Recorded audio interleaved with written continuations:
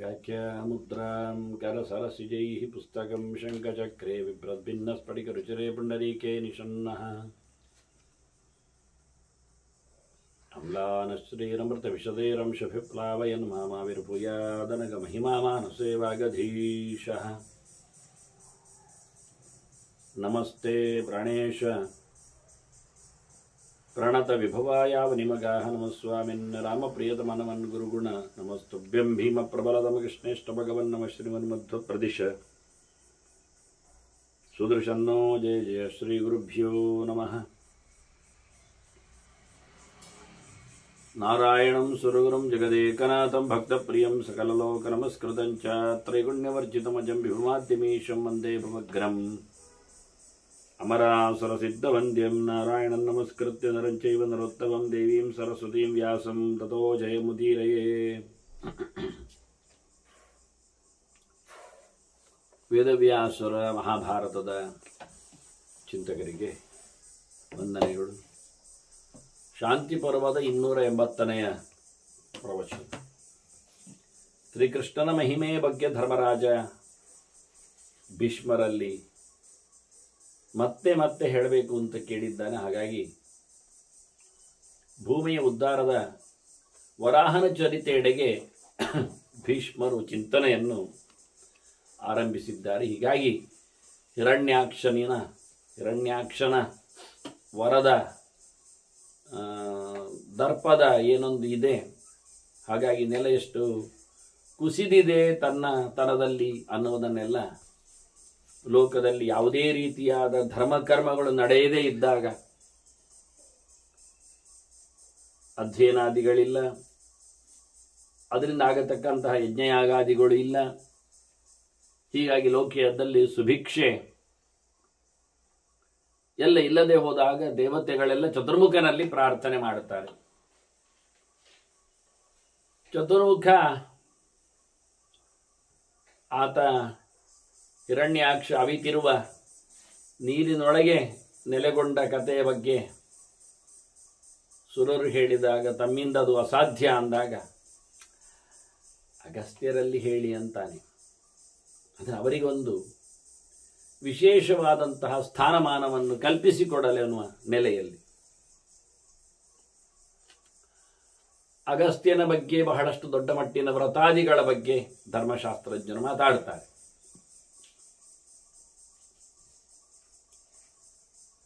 ಶರದೃತುವಿನ ಹೊತ್ತಿನಲ್ಲಿ ಅಗಸ್ತ್ಯನ ನಕ್ಷತ್ರದ ಉದಯದ ಬಗ್ಗೆ ಎಲ್ಲ ಚಿಂತನೆಗಳನ್ನು ನೀಡುತ್ತಾರೆ. ಉಪಕರ್ಮದ ಸಂಪತ್ತಿನಲ್ಲಿ, ಕರ್ಮಾಂಗಗಳಲ್ಲಿ, ಸಂಸ್ಕಾರಗಳ ವಿಶೇಷತೆಗಳಲ್ಲಿ ಅಗಸ್ತ್ಯನಿಗೊಂದು ಪ್ರತ್ಯೇಕವಾದಂತಹ ಋಷಿಮಂಡಲದಲ್ಲಿ ಕೋಣೆ ಇದೆ.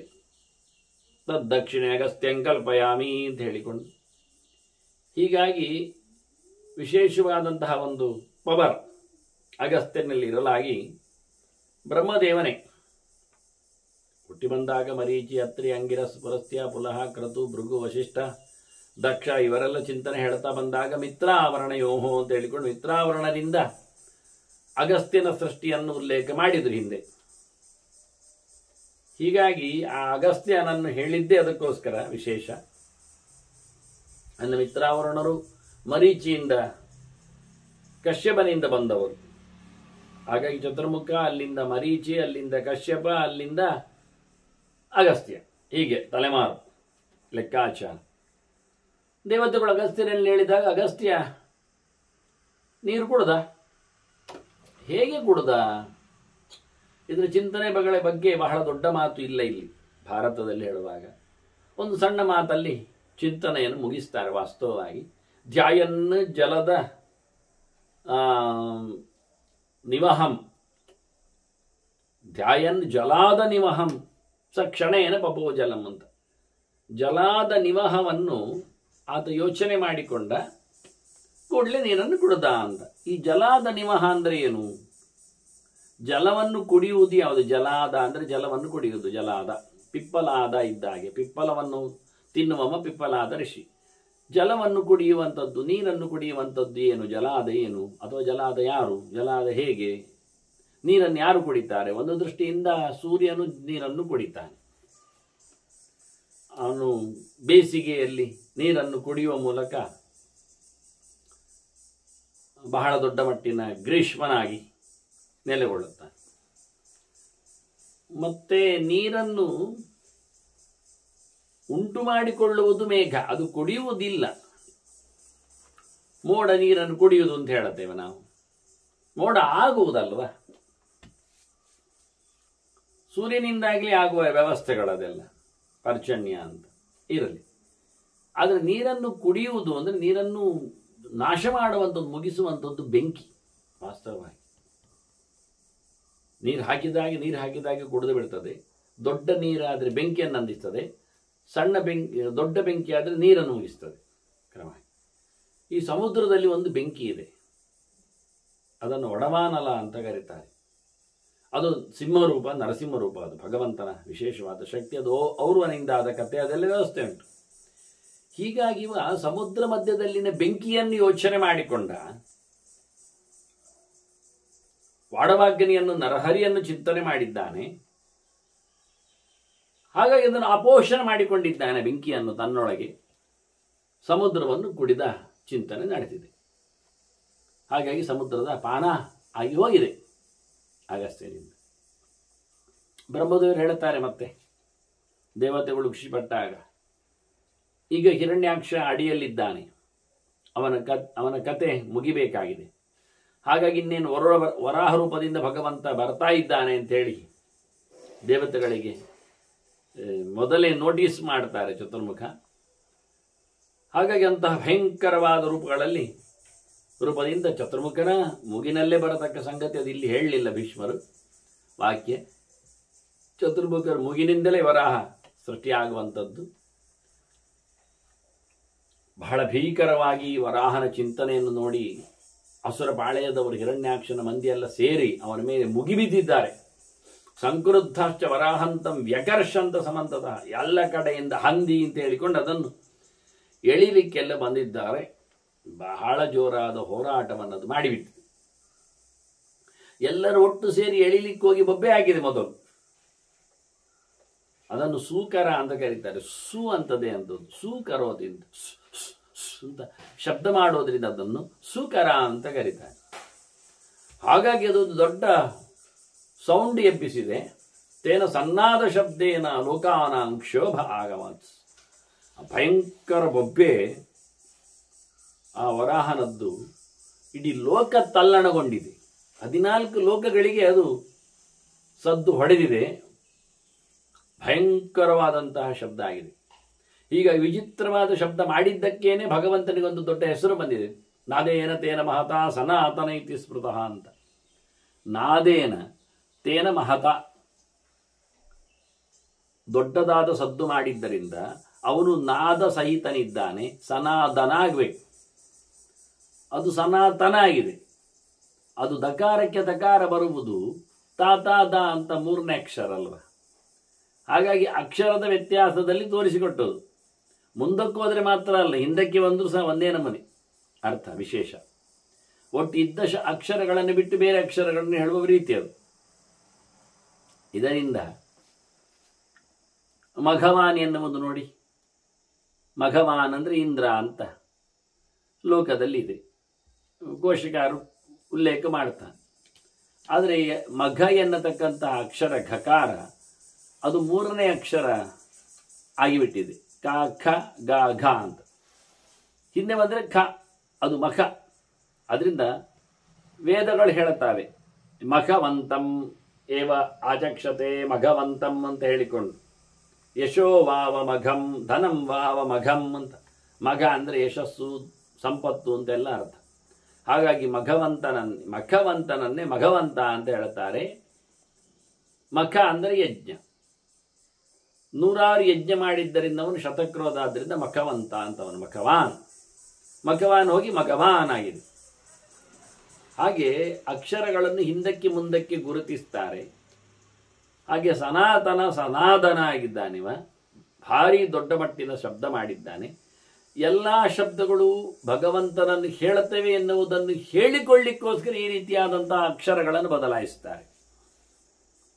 ಮತ್ತೆ ಸನಾತನವಾದ ಧರ್ಮ ಅಂತ ನಾವೇನು ಹೇಳ್ತೇವೆ, ಸನಾತನ ಅಂದರೆ ಪ್ರಾಚೀನ ಅಂತ, ಹಳೆಯ ಅಂತ, ಇದ್ದದ್ದು ಅಂತ, ಬದಲಾವಣೆಗೊಳ್ಳುವಂಥದ್ದಲ್ಲ ಅಂತ, ಮೂಲವಾದದ್ದು, ಮುಖ್ಯವಾದದ್ದು ಎನ್ನುವ ಇದೆಲ್ಲ ಅರ್ಥಗಳಲ್ಲಿ ಭಗವಂತನ ತಿಳಿಸ್ಲಿಕ್ಕೆ ಅವನಿಗಿಂತ ಹಳೆಯ ಇಲ್ಲ, ಎಲ್ಲಕ್ಕೂ ಕಾರಣನಿದ್ದಾನೆ, ಅತ್ಯಂತ ಸರ್ವಗುಣ ಸಂಪೂರ್ಣನಾಗಿ ಇರುವವನು ಅನ್ನುವ ಅನೇಕ ಅರ್ಥಗಳಿಗಾಗಿ ಇದನ್ನೆಲ್ಲ ತೋರಿಸಿಕೊಟ್ಟಿದ್ದಾರೆ.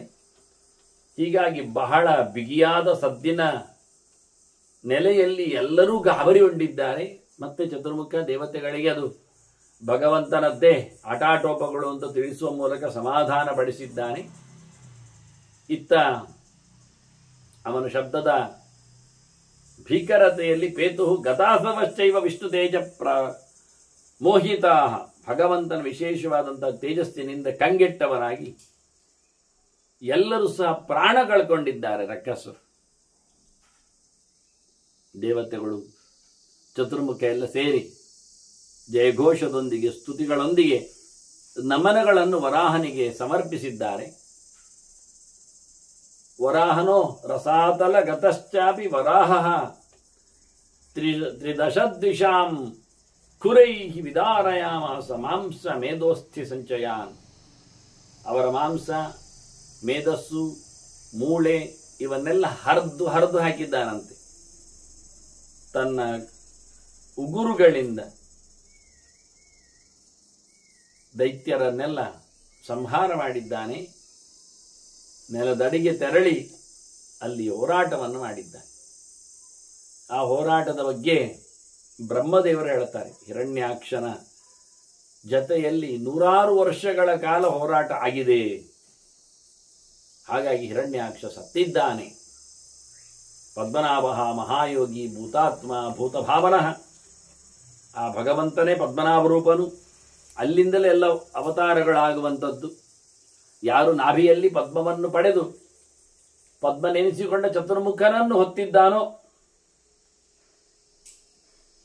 ಇಡೀ ಜಗತ್ತೇ ಪದ್ಮದ ರೂಪದಲ್ಲಿ ನೆಲೆಗೊಂಡು ಆ ಜಗತ್ತಿಗೆ ಅಭಿಮಾನಿಯಾದ ಮಹಾಲಕ್ಷ್ಮಿಯು ಪದ್ಮೆಯಾಗಿ ಪದ್ಮಳಾಗಿ ಹೆಸರು ಪಡೆದಾಳಂತಹ ಪದ್ಮನಾಭನ ನೆಲೆಯಿಂದಲೇ ಎಲ್ಲ ಅವತಾರಗಳು ಬರುವುದು. ಎಲ್ಲ ಅವತಾರಗಳು ಮತ್ತೆ ಅವನಲ್ಲಿಯೇ ಲೀನಗೊಳ್ಳುವಂಥದ್ದು. ಭಾರಿ ಪ್ರತಾಪವುಳ್ಳವನು, ಸಕಲ ಲೋಕಗಳ ಅಂತರ್ಯಾಮಿಯಾಗಿ ಇಡೀ ಜಗತ್ತನ್ನು ಮೆರೆಯಿಸುವವನು, ಎಲ್ಲರನ್ನು ಸೃಷ್ಟಿ ಮಾಡಿ ತರುವವನವನು. ಹಾಗಾಗಿ ನೀವು ಹೆದರಬೇಡಿ, ಸ್ಥಿರೀಭವತ ಕೃಷ್ಣೋಯಂ ಸರ್ವ ವಿಘ್ನ ವಿನಾಶ. ನಮ್ಮೆಲ್ಲರ ಎಲ್ಲ ಬಗೆಯ ವಿಘ್ನಗಳನ್ನು ನೆರವೇರಿಸಿಕೊಡುವವನು ಅವನಿದ್ದಾನೆ, ಕೃಷ್ಣನಿದ್ದಾನೆ. ನೀವು ಜಾಗ್ರತೆಯಾಗಿದ್ದೀರಿ ಅಂತ ವರಾಹನನ್ನು ಹೇಳುವಾಗಲೂ ಕೃಷ್ಣ ಶಬ್ದವನ್ನೇ ಪ್ರಯೋಗ ಮಾಡ್ತಾನೆ. ಆದ್ದರಿಂದಲೇ ಉದ್ಧತಾಸಿ ವರಾಹೇಣ ಕೃಷ್ಣೇನ ಶತಬಾಹುನ ಅಂತ ಮೃತ್ತಿಗೆ ಹನವೇ ಪಾಪಂ ಅಂತ ಬೆಳಿಗ್ಗೆದ್ದು ಸ್ನಾನದ ಮೊದಲು ಮೃತ್ತಿಗೆ ಹಚ್ಚಿಕೊಂಡು ಹೋಗುವಾಗ ಈ ಚಿಂತನೆಯನ್ನು ಪುರಾಣಕಾರರು ಉಲ್ಲೇಖ ಮಾಡ್ತಾರೆ. ಹೇಳಲಿಕ್ಕಿದೆ ಈ ಮಾತುಗಳನ್ನು ಅಂತ, ಅದನ್ನೆಲ್ಲ ನಾನು ಸಂಧ್ಯಾ ಸಮೀಕ್ಷೆಯಲ್ಲಿ ಕೊಟ್ಟಿದ್ದೇನೆ. ಈ ರೀತಿಯಾಗಿ ಬ್ರಹ್ಮದೇವ ತನ್ನ ಹಿರಣ್ಯಾಕ್ಷ ಸಂಹಾರದ ಚರಿತೆಯನ್ನು ತಿಳಿಸಿಕೊಟ್ಟ. ಅದಕ್ಕೆ ಕಾರಣ ಇದೆ. ಇಲ್ಲಿ ಅದು ಸ್ಪಷ್ಟ ಆಗಲಿಲ್ಲ, ಕಥೆಯಾಗಲಿ. ಇಲ್ಲಿ ಮಹಿಮೆಯನ್ನು ಹೇಳಲಿಕ್ಕೋಸ್ಕರ ನೆನಪಿಸುವುದಷ್ಟೇ, ಮೆಲುಕು ಹಾಕುವುದು ಅಂತ ಹೇಳಿದಾಗೆ. ಡಿಟೇಲ್ ಆದಂತಹ ಚಿಂತನೆಗಳೆಲ್ಲ ಬೇರೆ ಬೇರೆ ಪುರಾಣಗಳಲ್ಲೆಲ್ಲ ಬಂದಿವೆ. ವರಾಹ ಪುರಾಣ, ಭಾಗವತ ಪುರಾಣ, ಪದ್ಮಪುರಾಣಾದಿಗಳಲ್ಲೆಲ್ಲ. ಈ ಚಿಂತನೆಯ ಸೊಗಸು ಏನು ಬ್ರಹ್ಮದೇವರು ಹೇಳಲಿಕ್ಕೆ ಕಾರಣ ಅಂದರೆ, ಒಂದು ಬ್ರಹ್ಮದೇವರಿಂದ ಉಗಮವಾದಂತಹ ರೂಪ ಎನ್ನುವುದೊಂದು ದೊಡ್ಡ ಸಂಗತಿ. ಅದು ಇಲ್ಲಿ ಹೇಳಿಕೊಳ್ಳದಿದ್ರು ನಾವು ಕೇಳಿಕೊಂಡಿದ್ದೇವೆ. ಈಗ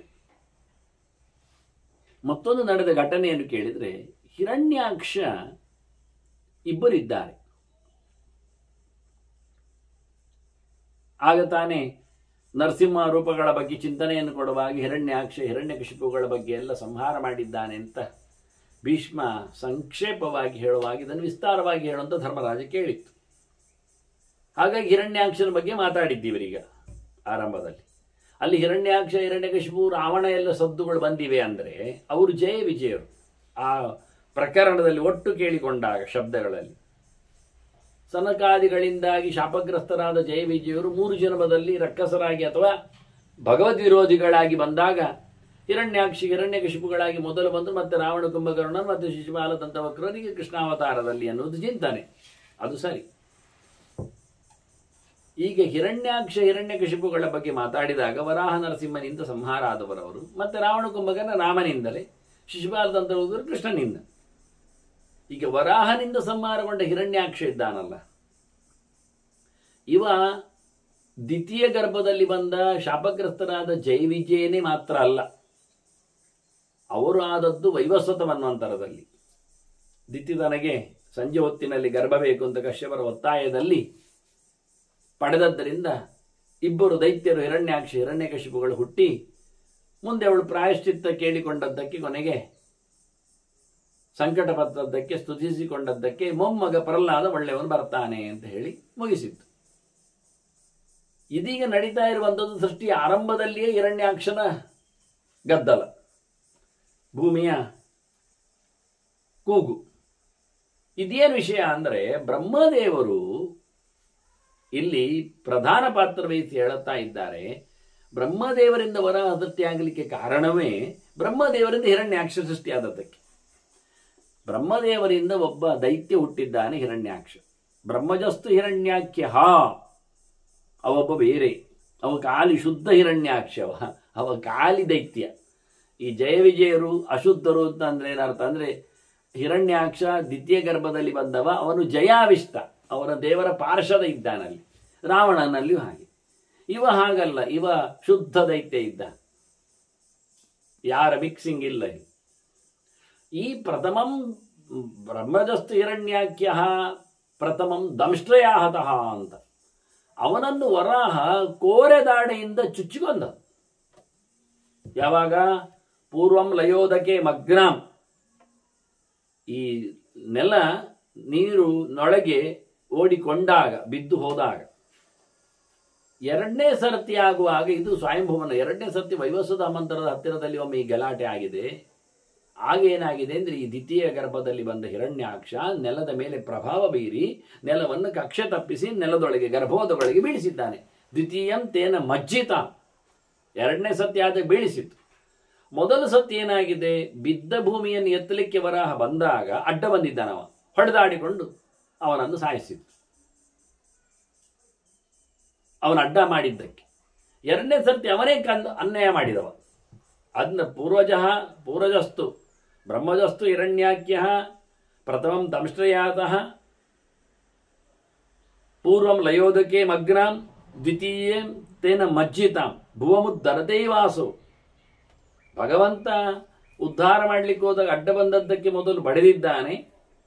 ದ್ವಿತೀಯಂ ಕರ್ಣತಾಡನಾಥ್, ಎರಡನೇ ಸರ್ತಿ ಅವನನ್ನು ಸಂಹಾರ ಮಾಡಿದಾಗ ಕೆನ್ನೆ ಬದಿ ಬಾರಿಸಿ ಅವನನ್ನು ಕೊಂದಿದ್ದಾನೆ. ಹಾಗೆ ಮೊದಲು ದಾಡೆಯಿಂದ ಅವನು, ಎರಡನೇವ ದ್ವಿತೀಯ ಪಾರ್ಷದಾವಿಷ್ಟ, ಎರಡನೇವ ಜಯ ವಿಜಯರಿಂದ ಜಯನಿಂದ ಕೂಡಿಕೊಂಡು ಬಂದಿದ್ದಾನೆ. ಹೀಗೆ ಎರಡೆರಡು ಸತಿ ಘಟನೆಗಳಾಗಲಿಕ್ಕೆ ಹೋಗಿ ಬ್ರಹ್ಮದೇವ ಅವನ ಪ್ರತಾಪಗಳನ್ನೆಲ್ಲ ಉಲ್ಲೇಖ ಮಾಡುತ್ತಾರೆ. ಈ ರೀತಿಯಾಗಿ ವಿಶೇಷವಾದಂತಹ ಕೃಷ್ಣನ ಚರಿತೆಯನ್ನು ಹೇಳುತ್ತಾ, ಇವನು ಅನಾದಿನಿತ್ಯನಾದ ಪುರಾಣ ಪ್ರಸಿದ್ಧನಾದ ಸರ್ವೋತ್ತಮನಾದ ನಾರಾಯಣ ಇದ್ದಾನೆ. ಪುರಾಣ ಪುರುಷೋತ್ತಮ ಸರ್ವಲೋಕ ನಮಸ್ಕೃತ, ಇಡೀ ಜಗತ್ ಆರಂಭದಲ್ಲಿ ಹೇಳಿತ್ತು ಭಾರತ.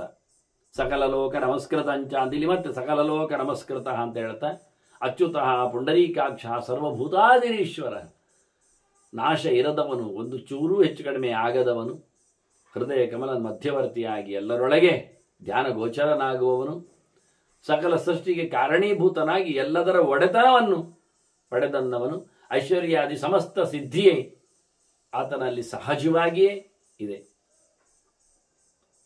ಅದ್ಭುತವಾದಂತಹ ವ್ಯಕ್ತಿ. ಧರ್ಮರಾಜ ಹೇಳ್ತಾನೆ, ನನಗೆ ಕೃಷ್ಣನ ಕತೆ ಕೇಳಿ ಪೂರ ತೃಪ್ತಿಯಾಗುವುದಿಲ್ಲಲ್ಲ. ನ ತೃಪ್ಯಾಮಿ ಅಹಂ ಅಪ್ಯೇನಂ ಪಶ್ಯನ್ ಶೃಣ್ವಂಶ್ಚ ಭಾರತ. ಕೃಷ್ಣನ ನೋಡ್ತಾ ನೋಡ್ತಾ ನನಗೆ ಸಾಕು ಕಂಡದ್ದಿಲ್ಲ, ಹಾಗೆ ನನಗೆ ಅವನ ಬಗ್ಗೆ ಕೇಳ್ತಾ ಕೇಳ್ತಾ ಸಾಕಾಗುವುದಿಲ್ಲ. ಎರಡು ಹೇಳಿಬಿಟ್ಟವ. ಎದುರಲ್ಲೇ ಕೃಷ್ಣ ಇದ್ದಾನೆ, ಯಾವತ್ತೂ ಸಿಗ್ತಾನೆ. ಧರ್ಮರಾಜ ಹೇಳ್ತಾನೆ, ಇವನನ್ನು ಕಾಣುವಾಗ ಎಷ್ಟು ಬೇಡ ಕಾಣೋದಿಲ್ಲವೋ ಹಾಗೆ ಇವನ ಬಗ್ಗೆ ಕೇಳುವಾಗಲೂ ಏನು ಬೇಡ ಕಾಣುವುದಿಲ್ಲ. ಹಾಗಾಗಿ ನನಗೆ ಮತ್ತಷ್ಟು ಹೇಳಬೇಕು ಕೃಷ್ಣನ ಬಗ್ಗೆ ಚರಿತೆಯನ್ನು ಅಂತ.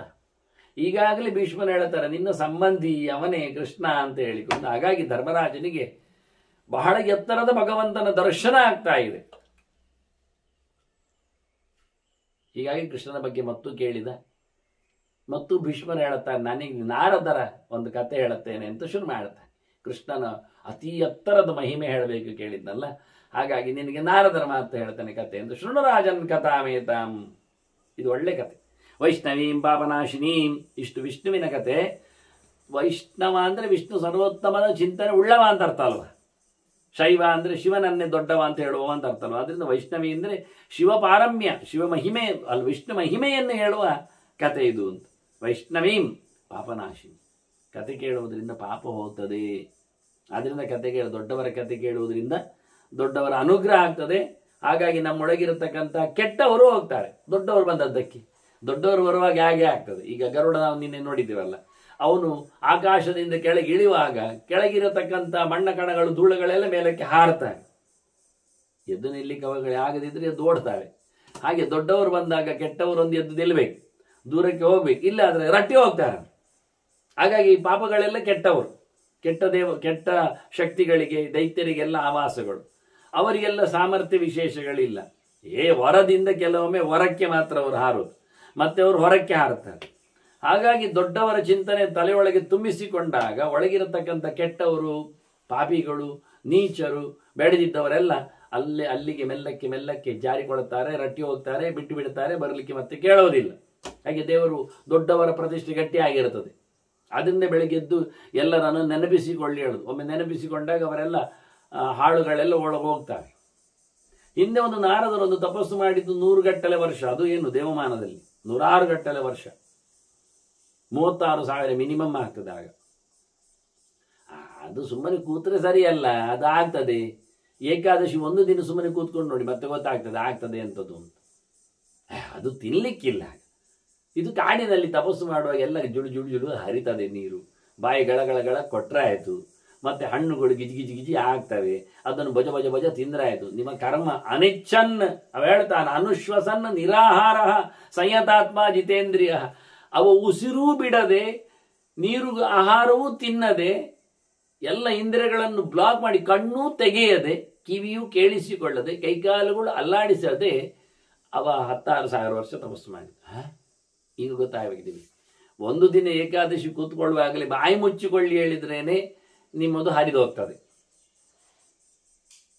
ಯಾರ ವಿಷಯದ ಬಗ್ಗೆ ಯೋಚನೆ ಮಾಡಬೇಡಿ ಹೇಳಿದ್ರು ಅದು ಡೆವಿಲ್ ಮೈಂಡ್ ಇದ್ದಾಗಿ ಓಡ್ತಾ ಇರ್ತದೆ ಎಲ್ಲೆಂದರಲ್ಲಿ.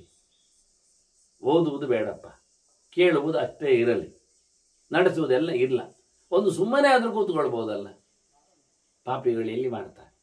ನೀವು ಹೇಳ್ತಾನೆ, ಅನುಚ್ವಶನ್, ಗಾಳಿಯನ್ನು ಸ್ವೀಕಾರ ಮಾಡದೆ, ನಿರಾಹಾರ, ನೀರು ಊಟ ಇಲ್ಲದೆ, ಸಂಯತಾತ್ಮ, ಭಗವಂತನಲ್ಲಿ ತನ್ನ ಮನಸ್ಸನ್ನು ನೆಟ್ಟಿಬಿಟ್ಟು, ಮನಸ್ಸೆಲ್ಲಿದೆ? ಮನಸ್ಸು ಊಟದಲ್ಲಿ ಇಲ್ಲ, ಹೊರಗೆ ನೋಡುವುದಿಲ್ಲ, ಕೇಳುತ್ತಾ ಇಲ್ಲ, ಕ್ರಿಯಾಶೀಲನಿದ್ದಾನೆ. ಒಂದು ದೃಷ್ಟಿಯಿಂದ ಹೊರಗಿನಿಂದ ಕ್ರಿಯಾರಹಿತನಾಗಿದ್ದಾನೆ.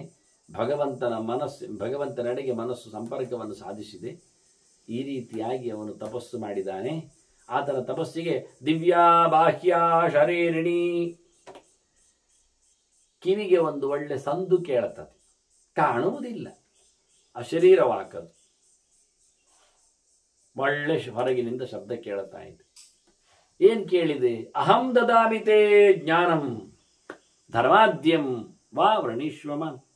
ನಿನಗೆ ನಾನು ಜ್ಞಾನ ಕೊಡಿಲಿಯಾ? ಧರ್ಮಾದ್ಯ ಜ್ಞಾನ, ಧರ್ಮವನ್ನು ಉಂಟು ಮಾಡ್ತದೆ, ಕೊಟ್ರೆ ಪುಣ್ಯವನ್ನು ಸಂಪಾದಿಸುವಂತೆ ಹೇಳಿಬಿಡುತ್ತದೆ. ಆ ತಿಳಿವು, ಎಚ್ಚರ, ಅದು ನಿನಗೆ ಧರ್ಮ ಪ್ರಧಾನವಾದದ್ದು. ಅದು ಧರ್ಮವನ್ನಿಟ್ಟುಕೊಂಡು ಧರ್ಮ, ಅರ್ಥ, ಕಾಮ, ಮೋಕ್ಷ ಎಲ್ಲವನ್ನು ಕರುಣಿಸಲು ಸಮರ್ಥವಾದದ್ದು. ಅದು ನಿನಗೆ ಜ್ಞಾನ ಕೊಡಲೇ ಅಥವಾ ಕರ್ಮತಂತ್ರಗಳನ್ನು ತಿಳಿಸಿಕೊಡಲೇ? ಹೀಗೆ ಅನೇಕ ಅರ್ಥಗಳಲ್ಲಿ ಈ ಮಾತು ಬಂದಿದೆ. ಆ ಶಬ್ದ ಕೇಳಿದೆ, ಇವ ಕೇಳಿಕೊಳ್ಳುತ್ತಾನೆ. ನಾರದನಿಗೆ ಸದ್ದು ಕೇಳಿ ಸ್ವಲ್ಪ ಬೇಸರ ಆಗಿದೆ. ಕಸ್ಮಾತ್ ಭವಾನದ್ದಿ ಬಿಭೇದ ಮಧ್ಯೆ, ಎಂತ ಮಾರಾಯ ಮಧ್ಯದಲ್ಲಿ ನಂಗೆ ಡಿಸ್ಟರ್ಬ್ ಮಾಡಿದ್ದು ಕೇಳು. ಎಂತ ಡಿಸ್ಟರ್ಬ್ ಮಾಡಿದ್ದು? ಶಬ್ದ ಬಂತಲ್ಲ, ಸೌಂಡ್ ಯಾಕೆ ಎಬ್ಬಿಸಿದ್ದು ಅಂತಾನೆ. ಇಷ್ಟರವರೆಗೆ ಅವನಿಗೆ ಶಬ್ದಗಳು ಪ್ರಕೃತಿಯಲ್ಲಿ ಬಂದದ್ದು ಯಾವುದು ಡಿಸ್ಟರ್ಬೇ ಆಗಲಿಲ್ಲ ನೋಡಿ. ಈ ವರ್ಡಿಂಗ್ಸ್ ಅಹಂ ದದಾಮಿತೆ ಜ್ಞಾನ, ಚಂದವಾಗಿ ಅಹಂ ಶಬ್ದ ಮೊದಲು ಬಂದಿದೆ, ಅರ್ಥ ಆದದ್ದು ನಮಗೆ ನಾನು ಅಂತ. ಆದರೆ ಕ್ರಮ ಪ್ರಕಾರವಾಗಿ ಅಹೇಯತ್ವಾದ ಹನ್ನಾಮ, ಬಿಡಲಾರದ ಸಂಗತಿ ಎಲ್ಲರಿಗೂ.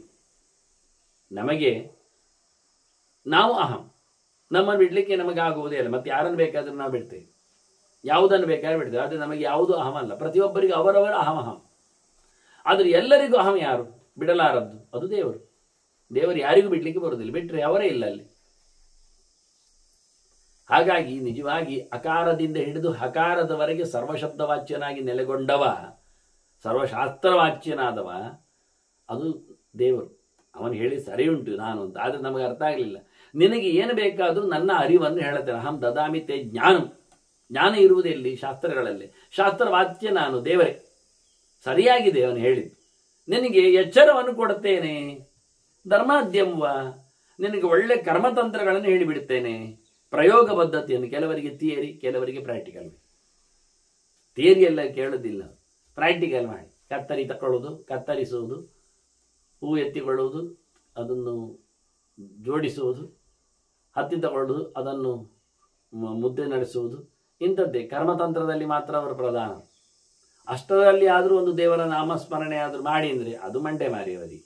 ಅದು ಮಾಡೋದಿಲ್ಲ. ಹರಟೆ ಬೇಕಾದ್ರೆ ಕೊಚ್ಚಿಕೊಳ್ತಾರೆ. ಅವ್ರು ಹೇಳ್ತಾರೆ ಆಗ ನಮಗೆ ಪುರುಸೋತಿ ಇರ್ತದೆ. ಹೌದು, ಅದೇ ಪುರುಸೋತಿ ಇರ್ತದಲ್ಲ, ರಾಮನಾಮ ಕೃಷ್ಣ ಕೃಷ್ಣ ಹೇಳ್ಬೋದಲ್ಲ. ಅಲ್ಲ, ನಾವು ಆಗ ಟಿವಿ ಹಾಕುದು, ಅದರಲ್ಲಿ ಎಂತ ಬರ್ತದೆ ಹೇಳಿದ, ಅದರಲ್ಲಿ ಸೀರಿಯಲ್ಲೆಲ್ಲ ಬರ್ತಾ ಇರ್ತದೆ. ಮಧ್ಯದಲ್ಲಿ ಒಂದು 40 ಅಡ್ವರ್ಟೈಸ್ಮೆಂಟ್ ಬರ್ತದೆ, ಭಾರಿ ಚೆನ್ನಾಗಿ. ಅದನ್ನು ನೋಡಿಕೊಂಡು ಭಕ್ತಿ ಮಾಡೋದು. ಯಾವ ಪುಣ್ಯಕ್ಕೆ, ಯಾವ ಪುರುಷಾರ್ಥಕ್ಕೆ? ಅದನ್ನು ನೋಡಿಕೊಂಡು ಪುಷ್ಪ ಕಟ್ಟುವುದು ಎಂಥ ಕರ್ಮಕ್ಕೆ? ಅದು ಯಾರು ಕೇಳುವವರಿಲ್ಲ, ಹೇಳುವರಿಲ್ಲ. ಅದೇ ರೀತಿಯಾಗಿ ಕೆಲವರಿಗೆ ಇಂಥದ್ದೇ ರೋಗ, ಅವರು ಪ್ರವಚನ ಮಂದಿರದಲ್ಲಿ ಕೂತು ಇದನ್ನೇ ಮಾಡೋದು. ಬತ್ತಿ ಹೊಸೆಯುವುದು, ಪುಷ್ಪ ಕಟ್ಟುವುದು ಮಾಡ್ತಾರೆ. ಆಗ ಪ್ರವಚನ ಅದು ಕೇಳಿದೆ, ಅದು ಟಿ ವಿ, ಅದು ಅವರು ಅಡ್ವರ್ಟೈಸ್ಮೆಂಟ್ ಮಾಡ್ತಾ ಇದ್ದಾರೆ. ಕೆಲವರೆಲ್ಲ ಹಾಗೆ ಮಾಡ್ತಾರೆ, ಅವರು ದೋಸೆ ಹಾಕುವುದನ್ನೆಲ್ಲ ಹೇಳುವುದರಿಂದ. ಅದೊಂದು ರೀತಿ ಅಡ್ವರ್ಟೈಸ್ಮೆಂಟೇ ಇರ್ತದೆ, ಅದು ಸತ್ಯವೇ. ಅವರೇನು ಸುಳ್ಳು ಹೇಳಿಕೊಂಡಾಗಿಲ್ಲ. ಪ್ರವಚನ ಮಾಡುವಾಗ ಅವರಿಗೆ ವ್ಯಾಲ್ಯೂ ಅಷ್ಟೇ ಕಾಣುವುದು, ಎಂಥದ್ದು ಕಾಣುವುದಿಲ್ಲ. ಅದರಲ್ಲಿ ಕೇವಲ ಒಗ್ಗರಣೆಗಳು ಬರ್ತಾವೆ. ಎಲ್ಲೆಲ್ಲಿದ್ದು ದೊಡ್ಡ ಹೇಳಿಕೊಂಡು ನೆಗಾಡಿಸಿಕೊಂಡು ಒಂದು ಕಾಮಿಡಿ ಶೋ. ವಾಸ್ತವವಾಗಿ ಒಂದು ಪ್ರವಚನ ಅಂದರೆ ಇವತ್ತು ಆ ಹಂತದಲ್ಲಿ, ಯಾಕೆಂದರೆ ಎಲ್ಲರೂ ಹೇಳುವುದೇ ಇಡೀ ದಿನ ಭಾಗವತ ಪ್ರವಚನ, 10-12 ಜನ ಹೇಳುವುದೇ, ಸ್ಕಂದ ಬಿಡುವುದೇ, ಬುರುಡೆ ಬಿಟ್ಟಾಗಿ. ಅದು ಎಲ್ಲಿದ್ದು? ಅದು ಯಾರದ್ದಾದ ನಮಗೇನು ಪಾಠ ಆಗಬೇಕು ಅಂತಿಲ್ಲ. ನಾನು ದೇವರ ಹಣೆ ಕೇಳೋದು, ನೇರ ಕೇಳುತ್ತಾ ಇದ್ದೇನೆ, ನನಗೇನು ಸಮಸ್ಯೆ ಇಲ್ಲ, ಮುಲಾಜಿಲ್ಲ. ಈಗಾಗಲೇ ಬಹಳ ಕಡೆಯಲ್ಲಿ ಎಲ್ಲ ಭಾಗವತ ಗಡದಲ್ಲಿ ಎಂತ ಇಡೀ ದಿನದ ಹಾಗೆ ಎಲ್ಲ ಎಲ್ಲರೂ ಸೇರಿ ಹೇಳಿದ ಹಾಗೆ ಕೇಳುಗ ಒಬ್ಬ, ಅವ ಪಡಿಸ ಪುಣ್ಯಾತ್ಮ. ಯಾಕೆ ಅವರವರ ಮಂದಿಗಳು ಮಾತ್ರ ಅವರವರದ್ದು ಕೇಳಬೇಕು ಅಂತ, ಬರುವಾಗ ಮಂದಿ ತನ್ನಿಯಿಂದ ಇದ್ದ ಮಂದಿ ಕೇಳುವುದಾದ್ರೆ ಅಷ್ಟು 12-16 ಗಂಟೆ ಕೇಳುವುದು ಹೇಗೆ? ಅವರ ಧಾರಣೆ ಕತೆ ಹೇಗಿರಬೇಕು? ಅಲ್ಲ, ಇವರು ಹೇಳುವ ಸ್ಟ್ಯಾಂಡರ್ಡು ಹಾಗೆ ಆಗುವ, ಅವರ ಪರವಾಗಿಲ್ಲ ಬಿಡಿ, ಅದೇನು ಸಮಸ್ಯೆ ಅಲ್ಲ. ಪಾಠ ಆಗಿದ, ಹೇಳಿಕೊಟ್ಟಿದ್ದಾರ, ಇಡೀ ಓದಿಕೊಂಡಿದ್ದಾರ, ಅದೇನಾಗಿದೆ?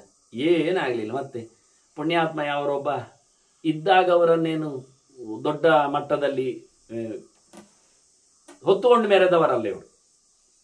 ಹೇಳುವುದಿದ್ದರೆ ಇವತ್ತು ರನ್ನಿಂಗ್ ಒಂದು ದೃಷ್ಟಿಯಿಂದ ಸಿಎಬಲ್ ಹೇಳಿಕೊಳ್ಳುವುದಾದರೆ ಭಾಗವತಕ್ಕೆ ಸುಮಾರಾಗಿ ಕನ್ನಡದಲ್ಲಿ ಸುಲಲಿತಂ ಭಾಗವತಂ ಅಂತ ಹೈವದರ್ ಪುನಾಡಿಕರು ಅನುವಾದ ಮಾಡಿದ್ದಾರೆ. ಎಷ್ಟೋ ಕಡೆಯಲ್ಲಿ ಒಂದು ಹೆಚ್ಚು ಕಡಿಮೆ ಆಗಿದ್ರು ಬಿಡಿ, ಅದನ್ನು ಕಾಣುವವರಿಗೆ ಎಷ್ಟು ಕಾಣುವುದಿಲ್ಲ ಆಗಲಿ. ಆದರೆ ವಾಸ್ತವವಾಗಿ ಅದನ್ನೇ ಇಟ್ಟುಕೊಂಡು ಇವರೆಲ್ಲ ನಿನ್ನೆ ಮೊನ್ನೆ ಎದ್ದವರೆಲ್ಲ, ಇಡೀ ಭಾಗವತನ ಓದಿಕೊಳ್ಳದವರೆಲ್ಲ ಆ ಪೋಷನ್ ನೋಡಿಕೊಂಡು ಬಂದು ಹೇಳ್ತಾ ಇದ್ದಾರೆ. ನಾಚಿಗೆ ಆಗ್ತದೆ ಸತ್ಯ ಹೇಳೋದಾದ್ರೆ. ಯಾಕೆಂದರೆ ವಿದ್ಯಾವತಾಂ ಭಾಗವತೆ ಪರೀಕ್ಷಾ ಅಂತ ಯಾವ ಒಂದು ಹಂತದಲ್ಲಿ ಅಧ್ಯಯನದ ಮಟ್ಟದಲ್ಲಿ ನಿಂತು ಓದಿಕೊಂಡವನಿಗೆ ಭಾಗವತ ಹಿಡಿದು ಪ್ರಶ್ನೆ ಕೇಳಿಕೊಂಡವನ ವೇದಾಂತ ಸಿದ್ಧಾಂತವನ್ನು, ಅವನ ಅಧ್ಯಯನದ ದೊಡ್ಡತನವನ್ನು, ಅವನ ಸಂಸ್ಕೃತದ ಗಟ್ಟಿತನವನ್ನೆಲ್ಲ ನೋಡ್ತಾ ಇದ್ದರು. ಇವತ್ತು ಅವರು ಕೊಟ್ಟ ಒಂದು ಕನ್ನಡದ ಅನುವಾದ ನೋಡಿಕೊಂಡು ಬುರುಡೆ ಬಿಡ್ತಾರಲ್ಲ ಕೂತ್ಕೊಂಡು, ಸೊಗಸು ಅಂತ ಹೇಳಿಕೊಂಡು ಮೆರೀತಾರಲ್ಲ, ಜನ ಏನು ತಿಳ್ಕೊಳ್ತಾರೆ? ಓ, ಭಾರಿ ಇವರು ಪೂರ್ವ ಓದಿಕೊಂಡು ಹೇಳ್ತಾರೆ ಅಂತ ತಿಳ್ಕೊಳ್ತಾರೆ. ಆಗಲೇ ಬಾರದಿತ್ತದು. ಪ್ರಾಮಾಣಿಕವಾದ ಸಂಗತಿ ಅಲ್ಲದು. ಸಾಕ್ಷಿ ಅದನ್ನು ಒಪ್ಪುವುದಿಲ್ಲ. ಅವರನ್ನು ಬಹಳಷ್ಟು ದೊಡ್ಡ ಮಟ್ಟಿನಿಂದ ಖುಷಿಪಟ್ಟವರನ್ನು ಆದರಗೊಳಿಸಿದ್ದರದ್ರೂ ಹೆಚ್ಚು ಕಾಣುವುದಿಲ್ಲ. ನಾನೇ ಕಣ್ಣಾರೆ ಕಂಡಿದ್ದೇನೆ. ಅವರು ವಿದ್ಯಾಪೀಠದಲ್ಲಿ ಅಧ್ಯಾಪಕರಾಗಿ ದೊಡ್ಡ ಅಧ್ಯಾಪಕರ ನೆಲೆಗೊಂಡಾಗಲೂ ಊಟಕ್ಕಾಗುವಾಗ ಪತ್ರಾವಳಿ ಹಿಡ್ಕೊಂಡು ಎಲ್ಲಿ ಮಾಡೋದು ಹೇಗೆ ಮಾಡೋದು ಅಂತ ಹೇಳಿಕೊಂಡು ಪರದಾಡುವ ಸನ್ನಿವೇಶದ ಎಡೆಗೆ ಹತ್ತಾರು ನೂರಾರು ಸಾವಿರಾರು ವಿದ್ಯಾರ್ಥಿಗಳು ಅಭಿಮಾನಿಗಳು ಇದ್ದರು. ಒಬ್ಬ ಜ್ಞಾನಿಗೆ ಕೊಡುತ್ತಿದ್ದ ಬೆಲೆ ಆಗ. ಹೀಗೆ ಅದನ್ನು ಉಪಯೋಗಿಸಿಕೊಂಡಾಗ ಒಂದು ಚಿಕ್ಕಾಸು ಅವರ ಹೆಸರಿನಲ್ಲಿ ಒಂದು ದಾನ ದಕ್ಷಿಣೆ ಆದರೂ ಆಗಿರ್ತದ. ಯೋಚನೆ ಮಾಡಬೇಕದು. ಒಬ್ಬರ ಪುಸ್ತಕವನ್ನು ಅನುವಾದವನ್ನು ಕೇಳಿಕೊಂಡು ಮತ್ತೊಬ್ಬ ಹೇಳಲಿಕ್ಕೆ ನೋಡಲಿಕ್ಕೆ ಹೊರಟಾಗ ಅವನಿಗೆ ಬಂದಿರತಕ್ಕಂಥ ಕೀರ್ತಿ, ಗೌರವ, ದುಡ್ಡು, ಮೌಲ್ಯ, ಆ ಸಮ್ಮಾನ ಅವೆಲ್ಲ ಎಲ್ಲಿ ಹೋಗಿದೆ? ಮೂಲ ಉಪಯೋಗಿಸಿಕೊಂಡವರಿಗೇನಾದರೂ ಅದರದ್ದು ದಕ್ಕಿದೆಯೇ? ಹೋಗ್ತದೆಯೇ? ಬಹಳ ವಿಚಿತ್ರ ಅನಿಸ್ತದೆ ವಾಸ್ತವವಾಗಿ ಹೇಳಿಕೊಂಡ. ಹಾಗಾಗಿ ಭಗವಂತ ನಾರದರಿಗೆ ಹೇಳುವಾಗ ನಿನಗೆ ಯಾವುದು ಬೇಕು? ಬುಕ್ಕಿಶ್ ನಾಲೆಜ ಅಥವಾ ಪುಸ್ತಕ ಕೊಟ್ಟು ಬಿಡ್ಲಿಯಾ? ಗಮತ್ ನೋಡು. ನಿನಗೆ ಪ್ರವಚನ ಕ್ಯಾಸೆಟ್ ಆಗ್ಬೋದಾ ಅಥವಾ ನಿನಗೆ ಪುಸ್ತಕವೇ ಕೊಡೋದ? ನೀನು ಓದಿಕೊಳ್ತೀಯಾ? ಓದಿದ್ದನ್ನು ಹೇಳಿಬಿಡ್ಬೇಕಂತ ಹೇಳಿದಾಗೆ, ಇತ್ತ ತಂತ್ರವೋ ಅತ್ತ ಮಂತ್ರವೋ ಅಂತ ಹೇಳಿದಾಗೆ, ಸಬ್ಜೆಕ್ಟ್ ನಾಲೆಜು ಅಥವಾ ಪ್ರಾಕ್ಟಿಕಲ್ ನೋಹವೋ ಅಂತ ಕೇಳಿಕೊಂಡಾಗೆ ಇವ ಎಂಥದಯ್ಯ ಮಧ್ಯದಲ್ಲಿ ಸುಮ್ಮನೆ ಚಿರಿಪಿರಿ ಮಾಡಿದ್ದ ನೀನು. ನನಗೆ ಮಾತಾಡಿಸಿ ನಾನು ನಿರಂತರವಾದ ಚಿಂತನೆಯಲ್ಲಿ ನಿಂತಾಗ ನನಗೊಂದಿದು ಬ್ರೇಕ್ ಆಯ್ತಲ್ಲ ಅಂತಾನೆ ನಾರದ. ಹಾಗಾದರೆ ಇಷ್ಟರವರೆಗೆ ಪ್ರಕೃತಿಯ ಶಬ್ದಗಳಿಂದ ಅವನಿಗೇನಾಗಲಿಲ್ಲ. ಅಲ್ಲಿ ಯಾರು ಏನು ಮಾತಾಡ್ತಾ ಇರಲಿಲ್ಲ. ಇವನಿಗೇನೋ ಒಂದು ಅಕ್ಷರಗಳ ಮೂಟೆ ಕೇಳಿದಾಗ ಆಯ್ತಲ್ಲ ಒಮ್ಮೆ, ಅಂದರೆ ಅದು ಬಡಿದಿತ್ತು ಇವನನ್ನು ಎಬ್ಬಿಸುವ ಹಾಗೆ. ಹಾಗಾಗಿ ಇವನ ಧ್ಯಾನಕ್ಕೆ ಅಡ್ಡ ಬಂದಾಗ ಕೇಳ್ತಾನೆ, ಕಸ್ಮಾತ್ ಭವಾನ್ ಅದ್ಯ ವಿಭೇದ ಮಧ್ಯೆ. ಕಾಣುವುದಿಲ್ಲ, ಮತ್ತೆ ಎದುರು ಬರೋದಿಲ್ಲ, ಧೈರ್ಯ ಇಲ್ಲ ನಿನಗೆ. ನರೂಪವನ್ಯತ್ತವ ದೃಶ್ಯತೆ ವೈ. ಎಂತ ನಿಂದು ಮುಸುಂಡಾದ್ರೂ ಕಾಣ್ತದ? ನೋಡ್ಲಿಕ್ಕಾದ್ರೂ ಬರ್ತದ? ಯಾರಾದ್ರೂ ಅರ್ಥ ಆಗ್ತದ? ಹಿಂದಿನಿಂದ ಕೂತ್ಕೊಂಡು ನಿನಗೆ ಎಂತ ಬೇಕು ಕೊಡ್ತೇನೆ, ಅದೆಂತ ಕತೆ ಹೇಳಿ ಇವನೇ ಜೋರು ಮಾಡಿಬಿಟ್ಟ. ಅದಕ್ಕೆ ಭೀಷ್ಮರು ಹೇಳುತ್ತಾರೆ, ಒಂದು ಮುನಿ ಹೇಳಿದ ನೋಡಿ, ಅವರು ಹೇಳೋ ಶಬ್ದ ಆಗ ಹೇಳಿದ್ರು, ದಿವ್ಯವಾದ ಒಂದು ಕಾಣದ ಮಾತು ಕೇಳಿತು ಅಂತ. ಹೀಗೆ ಹೇಳ್ತಾರೆ, ಆ ಮುನಿ ಹೇಳಿದ, ಅವನು ಮುನಿ, ಇವ ಮುನಿಯೇ, ನಾರದ ಮುನಿಗೆ ಆ ಮುನಿ ಹೇಳ್ತಾನೆ, ಅನಂತೋಹಂ ಬೃಹತ್ತರಃ ನಮಾಮೂಢಾ ವಿಜಾನಂತಿ ಜ್ಞಾನಿನೋ ಮಾಂ ವಿದಂತ್ಯುತ. ದಡ್ಡರು ನನ್ನನ್ನು ತಿಳ್ಕೊಳ್ಳುವುದಿಲ್ಲ ಮಾರಾಯ, ತಿಳಿದವರು ಮಾತ್ರ ನನ್ನನ್ನು ತಿಳ್ಕೊಳ್ಳುತ್ತಾರೆ. ಈ ಶಬ್ದ ನಾರದರಿಗೆ ತಾಗಿರಬೇಕು. ನಿನಗೆ ಯಾರು ಗೊತ್ತಾಯ್ತ ಕೇಳಿದರೆ ಮೊದಲು ಗಮ್ಮತ್ ಇರ್ತದೆ. ಏನು ಹೇಳೋದು? ಒಳ್ಳೆ ಬುದ್ಧಿವಂತರಿಗೆ ನಾನು ಯಾರು ಗೊತ್ತಿರ್ತದೆ, ದಡ್ರಿಗೆ ಎಂತೂ ಗೊತ್ತಾಗ್ತದೆ ಅಂತ ಹೇಳಿ ನಾನು ಯಾರು ಗೊತ್ತಾಯ್ತ ಕೇಳಿದರೆ, ಈಗ ಗೊತ್ತಾಗ್ಲಿಲ್ಲ ಹೇಳ್ತಾನೆ, ಗೊತ್ತಾಯ್ತಾ ಹೇಳ್ತಾನೆ. ವಿಶೇಷ ಇಷ್ಟೇ, ಯಾರಾದ್ರೂ ಎದುರು ಕೂತು ಇನ್ನೊಬ್ಬರ ಹತ್ರ ನಾನು ಯಾರು ಗೊತ್ತುಂಟ ಕೇಳಿದರೆ, ದಡ್ರಿಗೆ ಗೊತ್ತಿರುವುದಿಲ್ಲ ಬಿಡು, ಬುದ್ಧಿವಂತರಿಗೆ ಗೊತ್ತಿರ್ತದೆ ಅಂತ ಹೇಳಿಬಿಟ್ರೆ ಅವನೇನು ಹೇಳಿಯಾನ ಎದುರು ಕೂತವ? ನನ್ಗೆ ಗೊತ್ತಿಲ್ಲ ಹೇಳ್ತಾನೆ. ಗೊತ್ತಿಲ್ಲ ಹೇಳಿದ ತಕ್ಷಣ ನೀನು ದಡ್ಡ ಎನ್ನುವುದು ಗ್ಯಾರಂಟಿ ಮಾಡಿದಾಗ ಆಗ್ತದೆ. ಅವನಿಗೆ ಪೆಟ್ಟು ಕೊಟ್ಟಾಗ ಆಗ್ತದೆ. ಇಲ್ಲ ಗೊತ್ತುಂಟು ಹೇಳುವ ಅಂದರೆ ಯಾರು ಹೇಳು? ಅದು ಅದಿಲ್ಲ, ಮತ್ತೆ ಸುಳ್ಳು ಹೇಳುವಾಗ ಆಗ್ತದೆ. ಹಾಗಾಗಿ ಸುಮಾರಾಗಿ ಸಿಕ್ಕಿ ಬೀಳುವ ಪ್ರಸಂಗ ಇತ್ತು. ದೇವರು ಹೇಳ್ತಾರೆ, ನನಗೊಂದು ಕಡೆ ಅಂತ ಇಲ್ಲ, ನಾಶ ಇಲ್ಲ, ನಾನು ಅನಂತ. ಮತ್ತೆ ಅಲ್ಲಿ ಹೇಳುವಾಗ ದೇವರು ಅನಂತೋ ಹಮ್ ಹೇಳ್ತಾನೆ, ಅಹಂ ಅಂತಾನೆ. ಮತ್ತೆ ನಾನು ಅಹಂ, ನಾನು ಎಲ್ಲಿಯೂ ಹೋಗುವುದು ಅಂತಿಲ್ಲ, ನಾನು ಇಲ್ಲದ ಜಾಗ ಇಲ್ಲಲ್ಲ, ನನ್ನ ಬಿಟ್ಟಾಡ್ಲಿಕ್ಕೆ ಆಗುವುದೂ ಇಲ್ಲ ಯಾರಿಗೂ. ಮತ್ತೆ ನಾನು ಭಯಂಕರ ದೊಡ್ಡ ಬೃಹತ್ತರ, ಎಲ್ಲರಿಗಿಂತ ಮಿಗಿಲೆ ದೊಡ್ಡದು ಬ್ರಹ್ಮಾಂಡ, ಅದಕ್ಕಿಂತ ದೊಡ್ಡದು ನಾನು ಅಷ್ಟೇ. ಬೃಹತ್ತಾದದ್ದು ಬ್ರಹ್ಮಾಂಡ, ಅದರ ಆಚೆಗಿರುವವ ನಾನೇ ಬೃಹತ್ತರ. ಆದ್ದರಿಂದ ನನ್ನನ್ನು ಯಾರು ಪೂರ ತಿಳ್ಕೊಳ್ಳಿಕ್ಕೆ ಆಗುವುದಿಲ್ಲ ದಡ್ಡರಿಗೆ, ದೊಡ್ಡವನಾದ್ರಿಂದ. ಬುದ್ಧಿಮಂತರಿಗೆ ಬುದ್ಧಿಮತ್ತೆಯಲ್ಲಿ ದೊಡ್ಡತನ ಇರ್ಲಿಕ್ಕೆ ಹೋಗಿ ತಿಳ್ಕೊಳ್ಳಿಕ್ಕೆ ಬರ್ತದೆ ಹೆಚ್ಚು ಅಂತ. ಆಗ ನಾರದ ಹೇಳ್ತಾನೆ, ಕೈ ಮುಗಿದುಕೊಂಡೆ, ಅಡ್ಡ ಬಿದ್ದೆ, ಗೌರವಿಸಿದೆ, ಎಲ್ಲಿ ಹೇಳಿಕೊಳ್ಳುವವನಾಗಿ ನಮಿಸಿ ಮಾತಾಡ್ತಾನೆ. ಭವಂತಂ ಜ್ಞಾತುಮಿಚ್ಛಾಮಿ ತವ ತತ್ವಂ ಬ್ರವೀಹಿಮೆ. ನನಗೆ ನೀನು ಯಾರೊಂದು ಗೊತ್ತಾಗಬೇಕಲ್ಲ, ನನಗೆ ನೀನು ಹೇಳು, ನಿನ್ನನ್ನು ತಿಳ್ಕೊಳ್ಬೇಕು ನಾನು ಅಂತಾನೆ. ನಾನು ದೊಡ್ಡ ಸಂಗತಿ, ಬುದ್ಧಿವಂತರಿಗೆ ಮಾತ್ರ ಗೊತ್ತಿದೆ, ದಡ್ರಿಗೆ ಗೊತ್ತಿಲ್ಲ. ಆಯ್ತು, ನಾನು ದಡ್ಡ ಅಂತ ಇರ್ಲಿ ಅಪ್ಪ ಅಂತ ತಿಳ್ಕೊಂಡು ನಾರದ ನಂಗೆ ಗೊತ್ತಾಗಬೇಕಲ್ಲ ಈಗ, ದೊಡ್ಡವರೇ ಪೂಜ್ಯರೇ ನೀವು ನನಗೆ ನಿಮ್ಮನ್ನು ಯಾರು ಅಂತ ಹೇಳಬೇಕು ಅಂತ ಮತ್ತೆ ತಿರುಗಿಸಿದ. ನಿಮ್ಮನ್ನು ತಿಳ್ಕೊಳ್ಬೇಕು ಅಂತ ನೀನೇ ಹೇಳು, ಯಾರಿಂದಲೂ ನಾನು ಕೇಳುವುದಕ್ಕಿಂತ ಯಾರಿಗೋ ನಾನು ಮತ್ತೆ ನನ್ನಾಗಿ ಇನ್ನೊಬ್ಬ ದಡ್ಡನನ್ನೇ ಮಾತಾಡಿಸುವುದು. ಹೆಚ್ಚಿನವರೆಲ್ಲ ಹೀಗೆ ಗಮ್ಮತ್ತಿರುವುದು ಹಾಗೆ. ಅವರಿಗೆ ಯಾರು ದಡ್ಡರು ಯಾರು ಸುಬಗರು ಗೊತ್ತಿರುವುದಿಲ್ಲ, ಬುದ್ಧಿವಂತರು ಅಂತ. ಅವರಾಗೆ ನಮಗೆ ಹೆಚ್ಚಿನವರೆಲ್ಲ ಹೀಗೆ ಗೊತ್ತಾಗುತ್ತೆ. ಜನಸಾಮಾನ್ಯರಿಗೆ ಇವರೆಲ್ಲ ಕೇಳುವುದು ನೋಡುವುದೆಲ್ಲ ನೋಡುವಾಗ ಇವರೆಲ್ಲ ಭಾರಿ ಓದಿಕೊಂಡಿದ್ದಾರೆ, ತುಂಬ ಪಾಠ ಎಲ್ಲ ಆಗಿದೆ ಅಂತ. ನಿಜವಾಗಿಯೂ ಡೊಳ್ಳೆ ಎಂಥದ್ದು ಆಗಿರುವುದಿಲ್ಲ. ಇಷ್ಟರವರೆಗೆ ಮೊನ್ನೆ ಎಲ್ಲ ಅವರು ಪಬ್ಲಿಕ್ ಸೆಕ್ಟರಲ್ಲಿ ಇದ್ದಿರ್ತಾರೆ. ಇದನ್ನು ಕಂಡು ಈಚೆ ಓಡಿ ಬರ್ತಾರೆ, ಮತ್ತೆ ತಾವು ದೊಡ್ಡ ಜನ ಹೇಳಿಕೊಳ್ಳುತ್ತಾರೆ. ಅಲ್ಲಿದ್ದು ಕದ್ದದ್ದು 4 ಅಕ್ಷರ ಹೇಳಿದ ತಕ್ಷಣ ಜನರಿಗೆ ಭಾರಿ ಅವರು ಬಿದ್ದು ಎದ್ದು ಹೇಳೋದು ನೋಡಿ, ಹಬ್ಬ ಒಳ್ಳೆ ಹಬ್ಬರ ಉಂಟು ತಿಳ್ಕೊಳ್ತಾರೆ. ಮತ್ತೆ ನೋಡಿದಷ್ಟು ಅದು ಗಬ್ಬು, ಎಂತ ಪ್ರಯೋಜನ ಇಲ್ಲ. ಹಾಗೆ ನೀನು ಹೇಳಿಬಿಡು ಮಾರೆ, ನೀನು ಯಾರು ಅಂತ ನನಗೆ ತಿಳ್ಕೊಳ್ಬೇಕು ಅಂತ. ನೀನು ಅಂತ ಹೇಳುದಿಲ್ಲ, ಗೌರವ ಕೊಟ್ಟು ಹೇಳ್ತಾನೆ. ಭವಂತಂ ಜ್ಞಾತು ಮಿಚ್ಚಾಮಿ ತವ ತತ್ವಂ, ನಿನ್ನ ನಿಜವಾದ ಇರವು ಅರಿವು ನನಗದು ಬೇಕು, ಹೇಳು ಮಾರಾಯ ಅಂತ. ಆಗ ಭೀಷ್ಮರು ಹೇಳ್ತಾರೆ, ಲೋಕಪಾಲ ಹೇಳಿದ ನೋಡಿ, ಬೇರೆ ಶಬ್ದ ಆಗ್ತಾನೆ ಲೋಕಪಾಲ ಅವನಿಗೆ. ಆಗ ಮುನಿ ಆಯಿತು. ಈಗ ಲೋಕಪಾಲನು ಹೇಳುತ್ತಾನೆ, ಲೋಕವನ್ನು ರಕ್ಷಣೆ ಮಾಡುವವನು ಹೇಳುತ್ತಾನೆ ಏನು ಅಂತ, ಜ್ಞಾನೇನ ಮಾಂ ವಿಜಾನೀಹಿ ನಾಣ್ಯತಾ ಶಕ್ತಿರಸ್ತಿತೆ, ನನ್ನನ್ನು ಜ್ಞಾನದಿಂದ ತಿಳ್ಕೋ, ಬುದ್ಧಿವಂತಿಕೆಯಿಂದ ತಿಳಿವಿನಿಂದ ತಿಳ್ಕೊಳ್ಳಿಕ್ಕೆ ಉಂಟು. ನೀನೇ ಅನುಸಂಧಾನದಲ್ಲಿ ನೋಡಿಕೋ, ತಲೆಯೊಳಗೆ ಖರ್ಚು ಮಾಡಿ ನನ್ನನ್ನು ತಿಳ್ಕೊಳ್ಳಿಕ್ಕೆ ಪ್ರಯತ್ನಿಸು. ಬೇರೆ ದಾರಿ ಇಲ್ಲ, ಬೇರೆ ಯಾವುದೇ ಶಕ್ತಿ ಸಾಮರ್ಥ್ಯ ನನ್ನನ್ನು ತಿಳ್ಕೊಳ್ಳಿಕ್ಕೆ ಬರುವುದಿಲ್ಲ. ಮತ್ತೆ ನಾರದರಿಗೆ ಹೇಳ್ತಾರೆ, ಕೀದೃಗ್ವಿದಂತು ತಜ್ಞಾನಂ, ಆ ಜ್ಞಾನವಾನ ಮುನೆದ್ದು ಮಾರಾಯರೆ, ನಿನ್ನನ್ನು ತಿಳ್ಕೊಳ್ಳುವುದು ಜ್ಞಾನ ತಿಳ್ಕೊಳ್ಬೇಕಾದ್ರೆ ಆ ತಿಳಿವು ಹೇಗಿರಬೇಕು ಹೇಳು, ಅದನ್ನಾದ್ರೂ ಹೇಳು ನನಗೆ. ಮತ್ತೆ ಅವನಿಂದ ಬಾಯಿ ಬಿಡಿಸ್ಲಿಕ್ಕೆ ಹೇಳುದು, ಆ ಜ್ಞಾನ ಯಾವ ರೂಪದಲ್ಲಿದೆ, ಎಂಥ ಸಂಗತಿಗಳನ್ನು ವಿಷಯಗಳನ್ನು ಒಳಗೊಂಡಿರ್ತದೆ, ಯಾವ ಪ್ರಕಾರಕವಾದದ್ದು ಎಲ್ಲ ಕೇಳುತ್ತಾನೆ.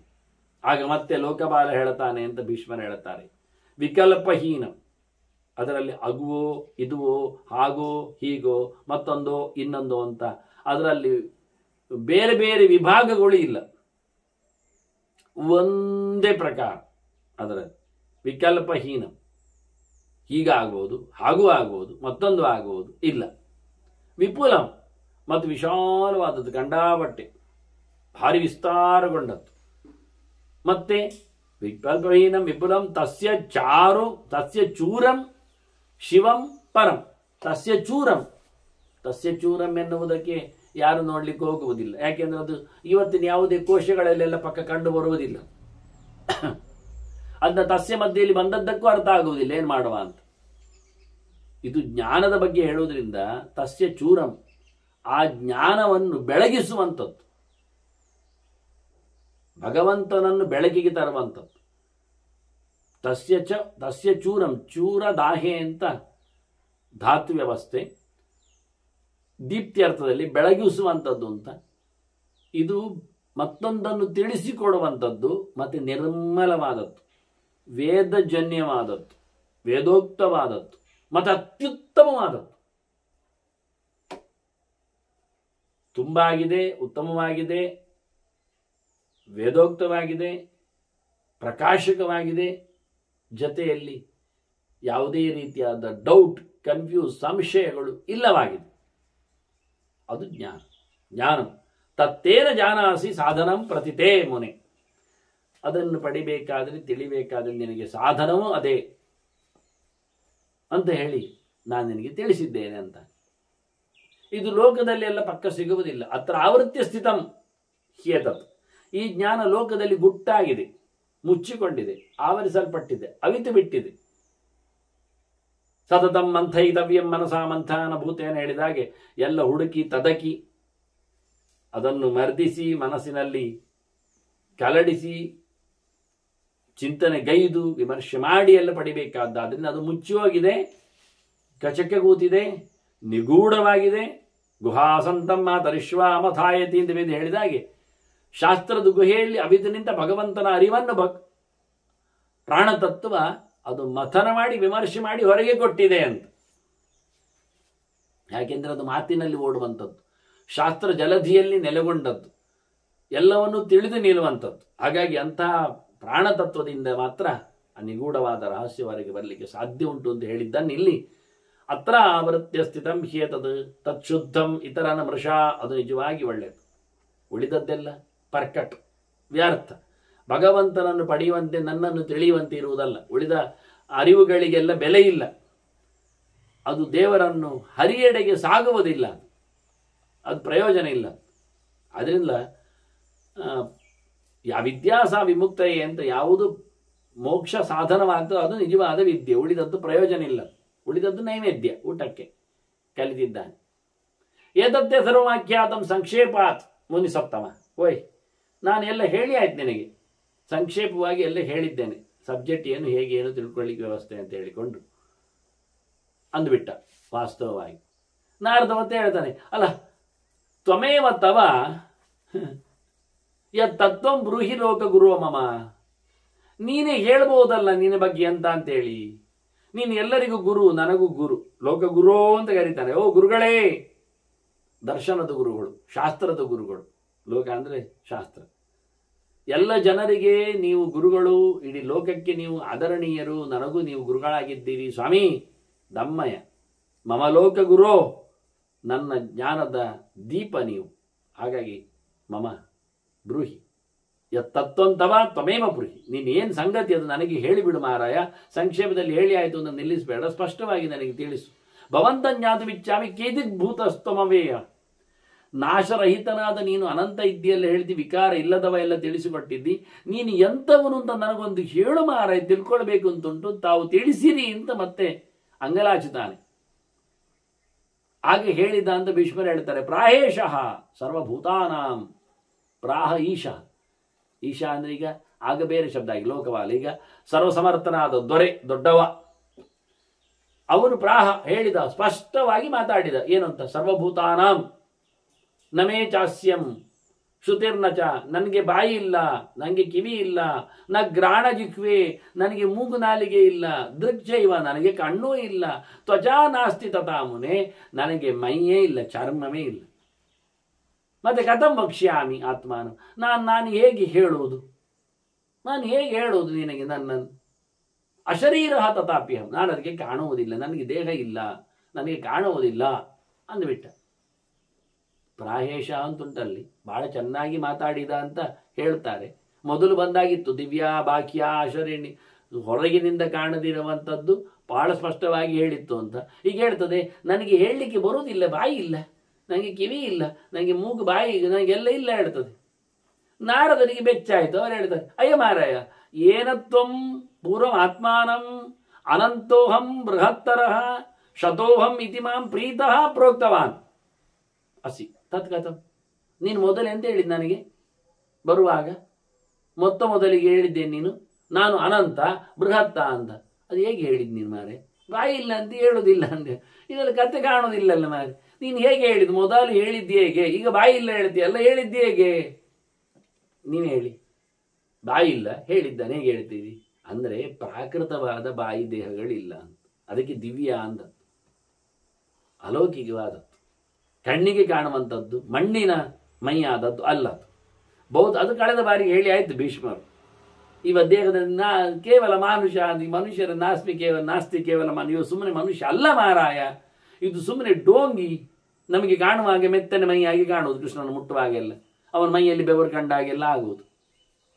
ಮತ್ತೊಂದು ಕಥೆ ಮಾಡಿಬಿಟ್ಟಿದ್ದಾರೆ. ಅವನು ಯಾವತ್ತು ತರಕಾರಿ ಮುರ್ಲಿಕ್ಕೆ ಹೋಗಿದ್ದಾನೆ ಗೊತ್ತಿಲ್ಲ ಅಂತ. ಕೃಷ್ಣ ಅವನ ಕೈ ಗಾಯ ಆಗಿದೆ. ಅವ ತರಕಾರಿ ಕೊಯ್ಲಿಕ್ಕೆ ಹೋದದ್ದ ಅಥವಾ ಸೇಬು ತುಂಡು ಮಾಡ್ಲಿಕ್ಕೆ ಹೋದದ್ದು ಅದೆಲ್ಲ ಯಾವುದು ಕೇಳಬೇಡಿ. ಅಂತೂ ಆ ಮೆಟೀರಿಯಲ್ ಅಲ್ಲಿ ಚಿತ್ರದಲ್ಲಿ ಇರಲಿಲ್ಲ ನನಗೆ ನೋಡುವಾಗ. ಚೂರಿ ಇರಲಿಲ್ಲ. ಯಾವ ಚೂರಿಯಲ್ಲಿ ಮಾಡಿದ ಅದರಲ್ಲಿ ಮೇಡಿನಿ ಅಂತ ಇತ್ತು, ಅಲ್ಲಿ ಹೋಗಿ ಗಲಾಟೆ ಅದೆಂದು ಇಲ್ಲ. ಮೆಟೀರಿಯಲ್ ನಾನು ಕಾಣಲಿಲ್ಲ. ಚೂರಿಯ, ಚಾಕುವ, ಬ್ಲೇಡ ಅಥವಾ ಇನ್ಯಾವುದು ಚಮಚದಲ್ಲಿ ಕೆಲವರು ಕತ್ತರಿಸುವುದುಂಟಲ್ಲ, ಹಾಗೆ ಯಾವುದರಲ್ಲಿ ಗೊತ್ತಿಲ್ಲ. ಒಟ್ಟಾರೆ ಕೃಷ್ಣನ ಬೆರಳಿಗೆ ಗಾಯ ಆಗಿ ನೆತ್ತರು ಬಂದಿದೆ ಎನ್ನುವುದು ಇಷ್ಟು ವಿಷಯ. ಅದರ ಬ್ಯಾಕ್ಗ್ರೌಂಡ್ ಏನೇ ಇರಲಿ, ಎರಡನೇ ಸೀನ್ ಇಷ್ಟೇ. ಆಗ ರಭಕ್ಕ ಅಲ್ಲಿ ಎಲ್ಲರಿದ್ದಾರೆ. ಆಗ ಇವಳು ರುಕ್ಮಿಣಿ, ಸತ್ಯಭಾಮೆಯವರೆಲ್ಲ ಬ್ಯಾಂಡೇಜ್ ತರಲಿಕ್ಕೆ ಓಡಿದ್ರಂತೆ. ಅದು ಫಸ್ಟ್ ಏಡ್ ಬಾಕ್ಸ್ ಎಲ್ಲಿ ಉಂಟು ಇದು ಕತೆ. ಅದು ಅಲ್ಲಿ ಕಾಣೋದಿಲ್ಲ ಚಿತ್ರದಲ್ಲಿ. ಅವರು ಓಡಿದ್ದೆಲ್ಲ ಕಾಣ್ತದೆ ಗಡಿಬಿಡಿ. ಅವರು ತಂದದ್ದು ಬ್ಯಾಂಡೇಡ್ ಎಲ್ಲ ಮತ್ತೆ ಕಾಣ್ತದೆ ದೂರದಲ್ಲಿ. ಅದಕ್ಕೆ ಮೊದಲು ಅವರು ಬ್ಯಾಂಡೆಡ್ ಎಲ್ಲ ತರುವಾಗ ಇಲ್ಲಿ ಅವನ ಬೆರಳಿಗೆ ಸುತ್ತಿಯಾಗಿದೆ ಸೀರೆಯ ತುಂಡು. ಎಲ್ಲರೂ ನೋಡಿ ಗಾಬರಿ, ಯಾರು ಅದು?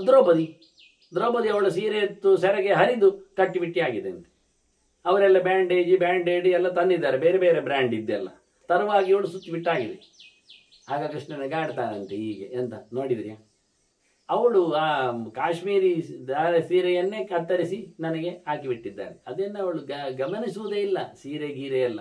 ಕೃಷ್ಣನ ಪ್ರೀತಿ ಅಂದರೆ ಹಾಗೆ. ನೀವೆಲ್ಲ ನೋಡಿ, ನಿಮ್ಮ ಮನೆ ಮೈಯಲ್ಲಿ 10-20 ಮೊಳದ್ದೆಲ್ಲ ಸೀರೆ ಗೀರೆ ಎಲ್ಲ ಇತ್ತು, ಸುತ್ತಲಿಕ್ಕೆ ಬಾರದೆ ನೀವು ತರಲಿಕ್ಕೆ ಓಡ್ತಾ ಇದ್ದೀರಿ ನೋಡಿ. ಹೇಳಿಕೊಂಡು ಕೃಷ್ಣ ಲೇವಡಿ ಮಾಡಿದ ಅಂತ ಒಂದು ಚಿತ್ರ. ಇದು ಅಲ್ಲದ ಕೆಲಸ, ಇದು ಭಾರತದಲ್ಲಿಲ್ಲ, ಪುರಾಣದಲ್ಲಿ ಎಲ್ಲಿ ಇಲ್ಲ, ಇದು ಮನುಷ್ಯರದ್ದೇ ಕತೆ, ಹೊಲಸು ವಾಸ್ತವ. ಇದರಿಂದಾಗಿ ಮತ್ತೆ ಆವತ್ತು ಕೃಷ್ಣನಿಗೆ ಕಟ್ಟಿದ ಸೀರೆಯ ಒಂದು ತುಂಡಿನಿಂದಾಗಿ ದ್ರೌಪದಿಯ ಮಾನವನ್ನು ಕೃಷ್ಣ ಕಾಯುವಾಗ ಅಕ್ಷಯಾಂಬರ ಕೊಟ್ಟ ಅಂತ ಅಲ್ಲಿಗೆ ಲಿಂಕ್ ಮಾಡ್ತಾರೆ. ಪುಣ್ಯಕ್ಕೆ ಒಂದೇ ಗಾಯ ಆದದ್ದು, ಒಬ್ಬರಿಗೆ ಅಕ್ಷಯಾಂಬರ. ಕೃಷ್ಣನಿಗೆ 4-5 ಕಡೆ ಆದರೆ 4-5 ಜನರಿಗೆ ಅಕ್ಷಯಾಂಬರ ಸಿಕ್ತಿತ್ತು. ಮತ್ತೆ ಗಲೀಜು ಕತೆ ಕಟ್ತಾರೆ, ಏನೇನೋ ಹೇಳಿಕೊಡುತ್ತಾರೆ. ಹಾಗೆ ನೋಡಿ, ಕೃಷ್ಣನಿಗೆ ಗಾಯ ಆಗುವ ಹಾಗೆ ಆಯ್ತಾ, ನೆತ್ತರಿಲ್ಲ ಮಾರಾಯ, ಬೆವರಿಲ್ಲ. ಕೆಲವರು ಬಂದು ಕೃಷ್ಣನಿಗೆ ಮೈಯೆಲ್ಲ ಒರೆಸುವುದು, ಪಾಪ ಬೆವರಾಯ್ತವೇನ, ಇದು ಸಿನಿಮಾ ನಟನವ ಇಲ್ಲ. ಹಾಗೆ ಇಲ್ಲಿ ಸಹ ಹೇಳ್ತಾನೆ, ನನಗೆ ರೂಪ ಇಲ್ಲ, ಪ್ರಾಕೃತವಾದ್ದಿಲ್ಲ. ಮತ್ತೆ ಹೇಗೆ ಹೇಳಿದೆ ಅಂತ ನೀವು ಮತ್ತೆ ಪುನಃ ದೇವರು ಮಾತಾಡ್ತಾರೆ. ಪುನಃ ತಮಃ ಭಗವಾನ್, ನೋಡಿ ಇಲ್ಲಿ ದೇವರು ಅಂತ ಹೇಳಿಬಿಟ್ಟ ಭೀಷ್ಮ. ಈಶ್ವರ ಈಶ ಆಯ್ತು, ಲೋಕಪಾಲ ಆಯ್ತು, ಮುನಿ ಆಯ್ತು. ಮತ್ತೆ ದೇವರು ಮಾತಾಡಿದೆ ಏನು ಅಂತ, ತವಾಪ್ಯಕ್ಷಾಣಿ ಸಂತಿ ವೈ ತ್ವಮೇನಂ ಬ್ರೂಹಿ ಚಾತ್ಮಾನ. ನಿನಗೂ ಕೈಕಾಲುಗಳೆಲ್ಲ ಮಂಡೆ ಮಾರಿ ಎಲ್ಲ ಉಂಟಲ್ಲ, ಮೋರೆಗೀರೆ ಎಲ್ಲ, ನೀನು ಹೇಳು. ನಿನಗೂ ಉಂಟಲ್ಲ ಕಣ್ಣು ಕೈ ಮಾಗೆಲ್ಲ, ನೀನೇ ಹೇಳು, ನಿನ್ನನ್ನು ಹೇಳು, ನೀನು ಯಾರು ಅಂತ. ತ್ವಮೇನಂ ಬ್ರೂಹಿ ಚಾತ್ಮಾನಂ, ನಿನ್ನನ್ನೇ ಹೇಳು ಯಾರು ಅಂತ. ಯದಿ ಶಕ್ನೋಷಿ ನಾರದ, ನಿನಗೆ ಹೇಳಲಿಕ್ಕೆ ಬರ್ತಾದ್ರೆ ಹೇಳು. ನೀನೇ ಯಾರನ್ನು ಒಳಗೆ ನೋಡ್ತಾ ಇದ್ದದ್ದು? ಆತ್ಮಾನೋ ಅಂತರ್ಯಾಮಿಯನ್ನು ಧ್ಯಾನದ ಕಣ್ಣಿನ ನೋಡ್ತಾ ಇದ್ದೆಯಲ್ಲ, ಅವನನ್ನು ಹೇಳು ಯಾರು ಅಂತ, ಹೇಗೆ ಅಂತ. ನೀನು ಹೇಗೋ ಹಾಗೆ ನಾನಲ್ವಾ. ಆತ್ಮಾಯತ ತವ ಮುನೇ ವಿದಿತಸ್ತು ಭವಿಷ್ಯತಿ. ನೀನು ಗೊತ್ತಾದ್ರೆ ನಾನು ಗೊತ್ತಾಗ್ತದೆ, ನೀನು ಯಾರು ಗೊತ್ತಾಯ್ತಾ? ಇದೆಲ್ಲ ತರ್ಕ ಅಷ್ಟೇ, ಅರ್ಥ ಆಗ್ತಾ ಇಲ್ಲ. ನಿನ್ನಾಗಿ ನಾನಲ್ವಾ, ನೀನು ನಾನು ಗೊತ್ತಾಗೋದಿಲ್ವಾ? ನೀನು ಹೇಳು, ನೀನು ಯಾರು ಅಂತ. ನೀನು ಇಷ್ಟವರೆಗೆ ಯಾರನ್ನು ನೋಡ್ತಾ ಇದ್ದದ್ದು? ಇದರಲ್ಲಿ ಎರಡೆರಡು ಅರ್ಥಗಳು, ಎರಡೆರಡು ವಾಕ್ಯಗಳು. ಒಂದು ವಾಕ್ಯದಲ್ಲಿ ನೀನು ಇಷ್ಟವರೆಗೆ ಯಾರನ್ನು ನೋಡ್ತಾ ಇದ್ದದ್ದು ಹೇಳಿ ಅಂತರ್ಯಾಮಿಯನ್ನು ಹೇಳಿದಾಗೆ ನನ್ನನ್ನು ಹೇಳಿದ್ದು ನಾನೇ ಅಂತರ್ಯಾಮಿ, ಒಳಗಿದ್ದವನೇ ನಾನು ಹೊರಗೆ ಕಾಣುವುದು ಅಂತ ಒಂದು ಅರ್ಥ, ಸೊಲ್ಯೂಷನ್. ಇನ್ನೊಂದು ನೀನು ಅಂತ ಹೇಳುವಾಗ ಜೀವ, ನೀನು ಯಾರದ್ದು ಗೊತ್ತಾದ್ರೆ ನಾನು ಯಾರು ಗೊತ್ತಾಗ. ಹಾಗೆ ನೀನು ಜೀವ, ಪ್ರತಿಬಿಂಬ, ನಾನು ಯಾರು ಅದ್ರ ಬಿಂಬ. ಇದು ಪ್ರತಿಬಿಂಬ ಅಂತ ಗೊತ್ತಾದ್ರೆ, ರಿಫ್ಲೆಕ್ಷನ್ ಅಂತ ಗೊತ್ತಾದ್ರೆ, ವಾಟ್ ಈಸ್ ದ ಒರಿಜಿನಲ್, ಅದರದ್ದು ವಾಸ್ತವ ಯಾವುದು ಗೊತ್ತಾಗ್ತದೆ, ಇಮೇಜ್. ಇದು ವಿಷಯ. ಇದೆಲ್ಲ ಬಹಳ ವಿಚಿತ್ರವಾದ ಚಿಂತನೆಗಳು. ಇಲ್ಲಿ ಯಾರು ಏನು ಬರೀಲಿಕ್ಕೆ ಹೋಗುವುದಿಲ್ಲ. ಇದೆಲ್ಲ ಇದು ಗಡದ್ದಾಗಿ ಯೋಚನೆ ಮಾಡಬೇಕಾದ, ನಾವು ನಾರದರ ಹತ್ತಿರದಲ್ಲಿ ಕೂತು ಕೇಳಬೇಕಾದ್ದು. ಭಗವಂತ ಹೇಳ್ತಾನೆ, ನಿನಗೆ ನೀನು ಗೊತ್ತಾದ್ರೆ ನಾನು ಗೊತ್ತಾಗ್ತೇನೆ. ಯಾಕೆ? ನೀನು ಪ್ರತಿಬಿಂಬ ಅಂತ ಅರ್ಥ ಆದ ತಕ್ಷಣ ನೀನು ಈಚೆ ತಿರುಗ್ತೀಯ, ಅದರದ್ದು ಫಸ್ಟ್ ಯಾವುದು ಅಂತ, ಆಗ ನಾನು ಕಾಣ್ತೇನೆ. ಹೀಗೆ ಬಿಂಬ ಪ್ರತಿಬಿಂಬದ ಚಿಂತನೆಗಳು, ಜೀವದ ಯೋಚನೆಗಳು, ಅಂತರ್ಯಾಮಿಯ ಧ್ಯಾನದಲ್ಲಿ ಕಂಡ ಭಗವಂತನ ಎಚ್ಚರಗಳು. ಮಾಂಚ ಜಾನಾಸಿ ತೇನತ್ವಂ ಏಕಂ ಸಾಧನ ಮಾವಯೋ. ಆಗ ನೀನು ನನ್ನನ್ನು ನೋಡ್ಲಿಕ್ಕೆ ಆಗ್ತದೆ. ಒಂದೇ ಸಾಧನ ಇಲ್ಲಿ, ಯಾವುದು? ಬಿಂಬ ಪ್ರತಿಬಿಂಬ ಭಾವವೇ ಸಾಧನ ಇಲ್ಲಿ. ಒಂದೇ ಸಾಧನ, ರಿಫ್ಲೆಕ್ಷನ್ ಆಗಲಿಕ್ಕೆ ಕಾರಣ ಸ್ವರೂಪ. ಹಾಗಾಗಿ ನಿನಗೆ ನಾನು ಕಂಡಿದ್ದೇನೆ ಅಂದರೆ ನೀನು ಯಾರು ನಿನಗೆ ಅರ್ಥ ಆಗಿದೆ ಅಂತ ಅರ್ಥ, ನನ್ನನ್ನು ನೀನು ಪ್ರತ್ಯೇಕವಾಗಿ ಗುರುತಿಸಿಕೊಂಡೆ ಅಂತ ಅರ್ಥ. ಬಹಳ ಅದ್ದೂರಿಯಾಗಿ ಭಗವಂತ ತನ್ನ ಸಂಜ್ಞೆಯನ್ನು, ಸಂಗತಿಯನ್ನು ಹೇಳಿ ಬಾಯಿ ಮುಚ್ಚಿಬಿಟ್ಟ. ಕಾಣುವುದಿಲ್ಲ, ಕೇಳುವುದಿಲ್ಲ. ಈಗ ನಾರದ ಯೋಚನೆ ಮಾಡಿದ, ಒಳ್ಳೆ ಪ್ರಶ್ನೆ ಹಾಕಿಬಿಟ್ಟಲ್ಲ ನನಗೆ. ಮೊದಲೇ ಹೇಳಿಕೊಟ್ಟಲ್ಲ ಅವನು, ನಾನು ಬಹಳ ದೊಡ್ಡವ, ಭಾರಿ ಇದ್ದೇನೆ, ಅನಂತ ಬೃಹತ್ತರ ಅಂತ. ಹಾಗಾದ್ರೆ ಯಾರು ಅನಂತ, ಯಾರು ಬೃಹತ್ತರ? ಕೇಯ ಮುರ್ವಿ ಅನಂತಾಖ್ಯ ಬೃಹತಿ ನೂನಮೇವಸ. ಹೌದು, ಈ ನೆಲ ಭಯಂಕರ ದೊಡ್ಡದು, ಆದ್ರಿಂದ ಭಾರಿ ದೊಡ್ಡವಳು ಅಲ್ವೇನು? ಯಾಕೆಂದ್ರೆ ಯಸ್ಯಾ ಜಾನಂತಿ ಭೂತಾನಿ ವಿಲೀನಾನಿ ತತಸ್ತತಃ. ಎಷ್ಟು ಜೀವಗಳು ಹುಡ್ತಾವೇ, ಸಾಯ್ತಾವೆ, ಬರ್ತಾವೆ, ತಿರುಗ್ತಾವೆ, ಇರ್ತಾವೇ, ಹೋಗ್ತಾವೆ, ಯಾಬಾ. ಅದರಿಂದ ಬೃಹತ್ತಾದ ಮಹತ್ತರವಾದ, ಇದಕ್ಕೊಂದು ಕೊನೆ ಅಂತ ಇಲ್ಲ ಮಾರ್ಯಾರೆ. ಆದ್ರಿಂದ ನಿಜವಾಗಿ ಈ ನೆಲವೇ ದೊಡ್ಡ ಸಂಗತಿ ಇರಬೇಕು ಅಂತ ಹೇಳಿ ನೆಲದಡೆಗೆ ಸಾಕ್ತೇನೆ ಅಂತ ನಾರದರು ಹೇಳಿದ್ದಾರೆ. ಅತ್ತ ಹೊರಟಿದ್ದಾನೆ. ಮತ್ತೆ ಎಲ್ಲಿ ಏನಾದ ಎನ್ನುವ ಚಿಂತನೆಯನ್ನು ಮತ್ತೆ ಕೇಳುವ. ವಂದನೆಗಳೊಂದಿಗೆ ಶ್ರೀಕೃಷ್ಣ ನಾರಾಯಣ ನಾರಾಯಣ.